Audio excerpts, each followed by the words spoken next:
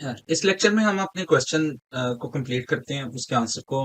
उसमें हमारा आंसर ये था कि हम ये चाहते थे कि एक प्लॉट डिस्ट्रीब्यूशन प्लॉट को हम ड्रॉ करें ऑन द स्क्रीन, ताकि उसकी विजुअलाइजेशन के थ्रू हमें अंडरस्टैंड हो सके कि हमारे ऑर्डर के जो कैंसिलेशन है उसकी रीजनिंग क्या है और उसका क्या रेट क्या है, किस एरिया में ज्यादा कैंसिलेशन होगी। तो इस लेक्चर में हम उसको कंप्लीट करते हैं। उससे पहले और साथ ही एक कॉन्सेप्ट को भी देखते हैं, जोन सा अक्सर हमें जो है वो समरी के वक्त चाहिए होता है। अभी हमने लास्ट प्रीवियस लेक्चर में ये देखा है कि हम इस डाटा को समराइज करके इस फॉर्म में लिख लिख लेते हैं, लेकिन एक्चुअली ये फॉर्म जो है वो थोड़ी सी बाकी कंपोनेंट्स के लिए यूजफुल नहीं है, क्योंकि ये वाली फॉर्म के अंदर ये एज ए रिकॉर्ड या इंस्टेंसेस ये वैल्यूज है। तो एक्चुअली जो बाकी कंपोनेंट्स हैं उनको डाटा यूजुअली इस फॉर्म में चाहिए होता है, कि हमें पता हो कि ये ऑर्डर जो स्टेटस है ऑर्डर जी की टोटल 13,435 वैल्यूज क्लाइंट कैंसल्ड में, सिस्टम रिजेक्ट में इतनी वैल्यूज हैं, जिसके अंदर ड्राइवर साइंड यस है उसके अंदर ये इतनी वैल्यूज हैं, और जिसके अंदर driver signed no, sorry no है उसके अंदर इतनी वैल्यू है, और जिसके अंदर ड्राइवर साइंड हुआ है और फिर सिस्टम ने रिजेक्ट किया उसके अंदर ये 4 वैल्यूज हैं। तो इसको हम एक रो की फॉर्म में कन्वर्ट करना चाहते हैं। तो ऑफ कोर्स अगर आपके पास ये डाटा है तो आप इसको इस फॉर्म के अंदर ट्रांसफॉर्म करना is not that big issue. आप कोई फॉर का लूप लगाकर या आप खुद से छोटे से प्रोग्राम लिखकर इसको कन्वर्ट कर सकते हैं। ऑन अदर हैंड हम डायरेक्ट इस डाटे से भी इस फॉर्म में कन्वर्ट कर सकते हैं, क्योंकि इस फॉर्म में अगर हम ग्रुप बाय यूज करते हैं तो वो इस शक्ल में कन्वर्ट करता है।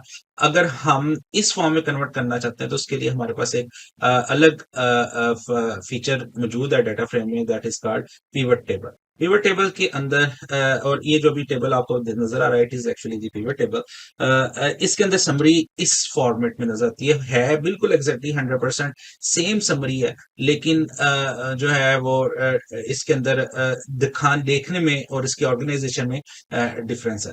तो इस तरह अगर हम करना चाहें तो उसके लिए फिर हम पिवट टेबल यूज करते हैं। पिवट टेबल आप समझे कि ये ग्रुप बाय का ही एडवांस फॉर्म है जिसके अंदर हम समराइज कर सकते हैं। इसके अंदर यूजुअली तीन इंफॉर्मेशन होती है। एक एक आपका इंडेक्स कॉलम कौन सा होगा जिसकी बेस के ऊपर आप पिवट लगाना चाहते हैं। इसी तरह आपके कॉलम्स कौन से हैं जिनकी वैल्यूज को आप चाहते हैं टॉप पे यहाँ पे आए, और उसके बाद ये दरमियान वाला जो पोर्शन है इसमें एक्चुअली वैल्यूज होती हैं जो बेस्ड ऑन इन कॉलम्स के ऊपर होती हैं, और हम बताते हैं कि हम कौन सा ग्रुप फंक्शन इस पर अप्लाई करना चाहते हैं। फॉर एग्जांपल अगर इधर देखें तो इसके अंदर जो इंडेक्स कॉलम है दैट इज ऑर्डर जी के, कि हम इसको इंडेक्स कॉलम के तौर पर रखना चाहते हैं।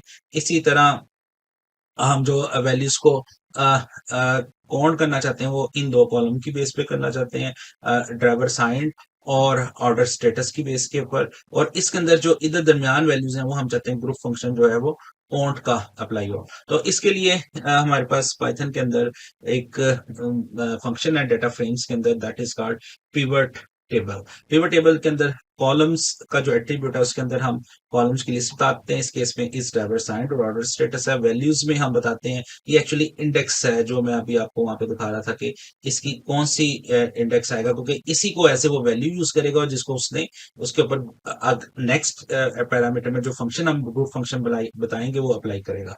तो यहाँ पे ऑर्डर जी के जिस तरह हमने पहले किया था ग्रुप बाय में, ये वो वैल्यूज है जिनके ऊपर ये वाला फंक्शन जो है वो अप्लाई होगा। तो ये इन्फॉर्मेशन हम देंगे तो it will generate a pivot table, और वो कुछ इस तरह की शक्ल में होगा। बाद में इसी पिवट टेबल को फिर हमें ड्रॉ करना इज वेरी इजी। वो हम इजीली टेबल को ड्रॉ कर सकते हैं, क्योंकि ये पाइथन का बिल्ट इन फंक्शन अगर टेबल इस शक्ल में है तो आप उसको फिर वो हर एक को अलग अलग इस इंफॉर्मेशन को ड्रॉ करके स्क्रीन पर दे सकते हैं। तो क्विकली पहले हम पिवट टेबल देखते हैं, फिर इसको हम ड्रॉ करके देखते हैं। अच्छा जी, यहाँ पे अभी तक हमारे पास जो फकत इंफॉर्मेशन है that is with in the data frame. उसका आप सैंपल लेकर देख लें 10 रोज का, तो आपको ये इंफॉर्मेशन नजर आ रही है। अभी एरिया ऑफ इंटरेस्ट ये है कि हम जो इस ड्राइवर साइंड और ऑर्डर स्टेटस है इस दोनों की वैल्यूज को हम देखना चाह रहे हैं। तो हम इसका पिवट टेबल जनरेट करते हैं। पिवट बस को टेबल कॉलम्स के अंदर हमारे पास ये दोनों कॉलम्स हैं, इनको हम लिख लेते हैं is driver assigned order underscore status.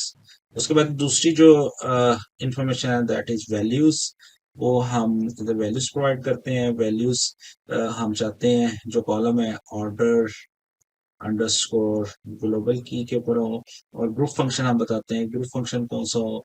उसके लिए जो पैरामीटर का नाम है एग्रीगेट फंक्शन है, और इधर हम बताते हैं कि वो हम काउंट का ग्रुप फंक्शन देखना चाहते हैं। तो भाई इधर क्रॉस चेक कर लेते हैं सिंटैक्स इज गुड, और ये हमें एक समराइज करेगा इस डेटा फ्रेम को, इन दो कॉलम्स को काउंट करेगा कि इसकी जो यूनिक वैल्यूज होंगे उनके कॉम्बिनेशंस को काउंट करके एक हमें समरी टेबल रिटर्न कर देगा।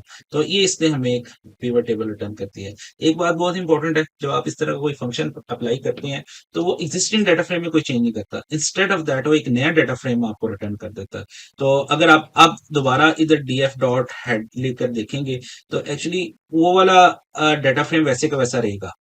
इसने इसमें चेंज नहीं किया, बल्कि इसने फंक्शन परफॉर्म किया, उसके बाद एक रिटर्न किया, उसको हमने किसी जगह सेव नहीं किया, इसलिए वो इन्फॉर्मेशन लॉस होती। तो आप अगर चाहते हैं कि उसको फ्यूचर में यूज करें तो फिर आपको सेव करना पड़ेगा। तो लेट्स से इसका नाम हम रख लेते हैं df अंडरस्कोर पिवट, और इसको हम सेव कर लेते हैं।